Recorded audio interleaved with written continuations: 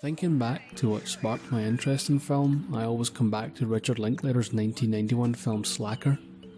For perspective, before I had seen Slacker in the mid-2000s, I had already watched a few of Linklater's films. School of Rock, a film I obsessed over. I watched it repeatedly, especially with commentary, and pored over every detail. I already wanted to be a musician, and School of Rock played with my experience in high school music class and made it seem fun and interesting. I saw Dazed and Confused, Tape, A Scanner Darkly 2, all great movies in their own way. Dazed is a landmark film, a familiar and lilting slice of life look at high school in 1970s America. Tape, as much as in the name, was shot entirely on one location on camcorders, an exercise in reduction if nothing else, and A Scanner Darkly's visuals speak for themselves. Linklater had always been exploring technologically based ways to craft his films, a deep respect for the process, but always at their very centre warm with a lot of heart. Of other directors, I saw Pulp Fiction, a film responsible for a lot of people's interest in film. There's so much to be learned from Tarantino's masterwork, and it rewards multiple viewings. I saw Mulholland Drive, 2001, Boogie Nights, Jaws, Psycho, Rashomon, and so many more great movies worthy of stealing that interest.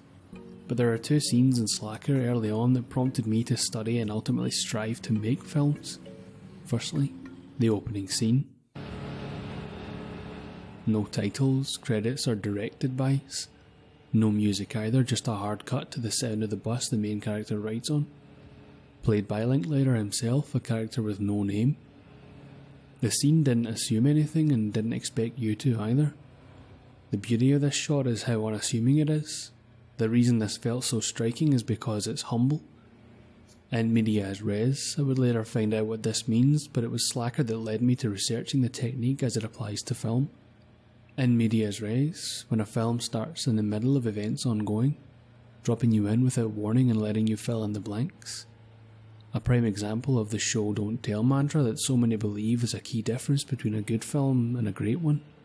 The opening scene goes on for a full minute, and while the film boasts a few editing cuts throughout, the opening is the longest single shot in the film. The second scene is what would be the genesis of my love for film, and it's one of the longest shots in Slacker. A long take, as it's often called, or when referring to Spielberg, a oneer. The longest take is 2 minutes long, though the scene continues through a series of 3 or 4 nearly minute-long takes. And then just as soon as the scene happened, Linklater moves on to the next set of characters, like Robert Altman's Nashville. This amazed me. So much time and effort for what amounted to a fleeting conversation. It felt rebellious, and yet because they used a Steadicam, it also felt stylistic.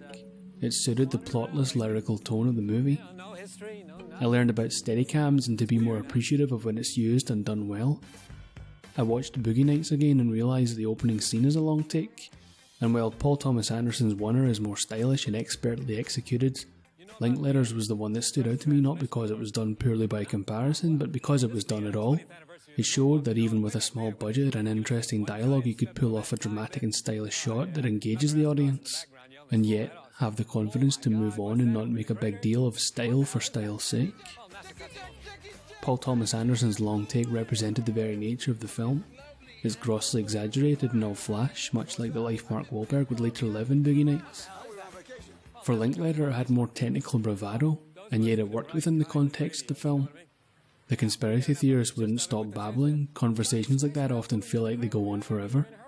And at the same time, the Steadicam served the essence of the film, that it's fleeting and moves through many lives without batting an eye.